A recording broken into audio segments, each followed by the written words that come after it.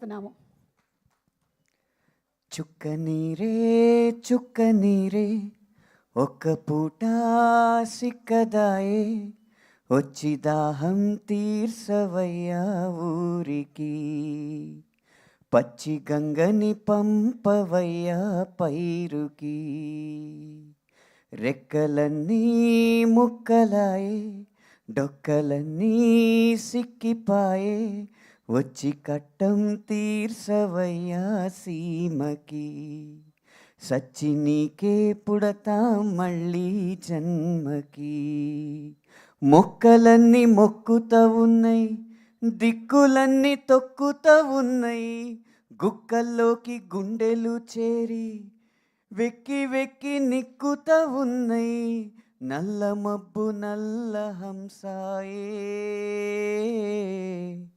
జల్లు మాకు నల్ల పూసాయే సెమ్మ కన్ను సెల్లని కాసాయే ఓదొరా మాదొరా ఊతమీయరా రాదొరా రాదొరా నువ్వే ఆసరా ఏ బావి చూసినా ఎండమావిరో ఏ బతుకు చూసినా ఎండినాదిరో.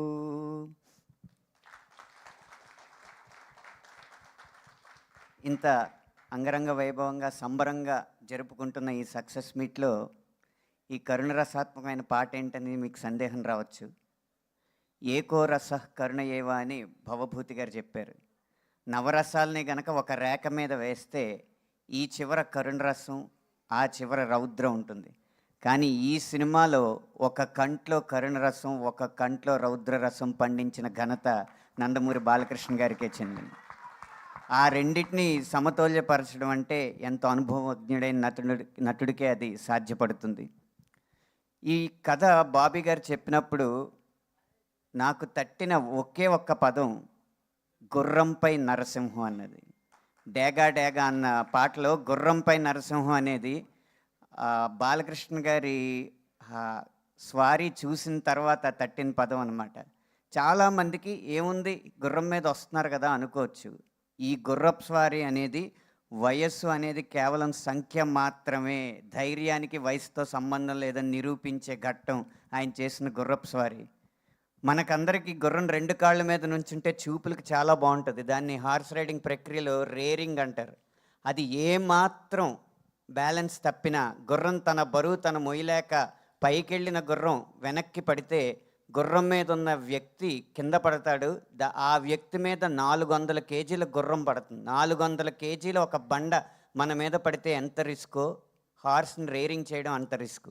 ఈ దశలో ఇన్ని విజయాలు పొందిన తర్వాత కూడా సినిమా కోసం నేను ఏదైనా చేస్తానని నిరూపించిన ఆయన ధైర్యానికి శిరస్సు వంచి నమస్కరిస్తాను.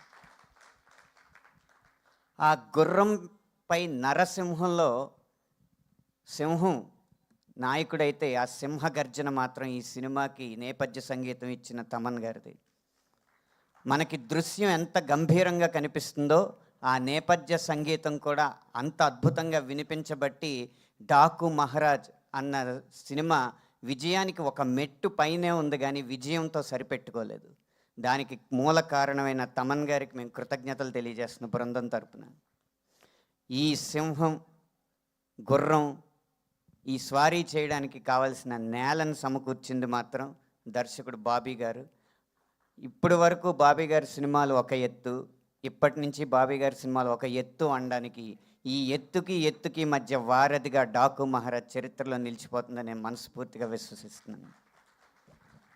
ఇంత కమర్షియల్ సినిమాలో అయినా ఒక నీటి సమస్య గురించి ఒక ప్రదేశాన్ని చూపించి ఆకు కూడా చిగురించని ఒక ఎండిపోయిన ఒక ప్రదేశాన్ని చూపించి నా సినిమా మొత్తం నీ పాటలో వినపడాలని నాకు స్ఫూర్తినిచ్చి అద్భుతమైన పదాలు నాతో రాయించినందుకు మరొకసారి దర్శకుడు బాబీ గారికి కృతజ్ఞతలు ధన్యవాదాలు తెలియజేసుకుంటూ ఈ అవకాశం ఇచ్చిన చిత్ర బృందానికి ధన్యవాదాలు తెలియజేసుకుంటూ ఈ విజయాన్ని పంచుకుంటున్న ప్రతి ఒక్కరికి శుభాకాంక్షలు తెలియజేస్తున్నాను.